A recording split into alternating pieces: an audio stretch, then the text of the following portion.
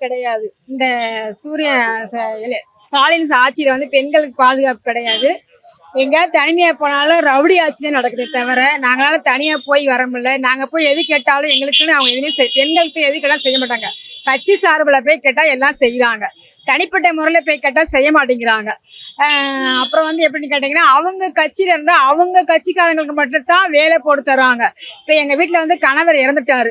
கணவர் வந்து சூசைட் பண்ணாங்க. ஆனா வந்து ஊர்க்காரங்களா சேர்ந்துதான் வந்து அதை வந்து அடக்கம் பண்ணாங்க. அதான் எனக்கு இன்னைக்கு வரைக்கும் எனக்கு வந்து அந்த அந்த அரசாங்கம் வந்து இந்த அமைச்சர் முதலமைச்சர் இந்த ஆட்சியில இருக்கவங்க வந்து இன்னைக்கு வரைக்கும் எங்களுக்கு வந்து எங்க வீட்டுக்காருக்கு இன்னும் இறப்பு சான்றிதழ வாங்கி தரல. கேட்டா கவுன்சிலர்ல கேட்க சொன்னாங்க.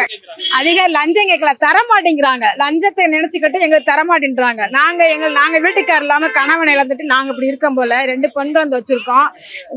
அதாவது அந்த டிஎம்கே கட்சியில இருக்கவங்களுக்கு நல்ல வசதியா இருக்காங்க. அவங்க வீட்டுல உள்ளவங்க வேலைப்படுத்த வந்திருக்காங்க தவிர எங்க கணவரை இழந்துட்டு 2 பெண்களும் வச்சிருக்கோம். எங்களுக்கு எந்த ஒரு இதுவுமே செய்யல, எதுவுமே கொடுக்கல. 1000 ரூபாய் உதவியும் கொடுக்கல.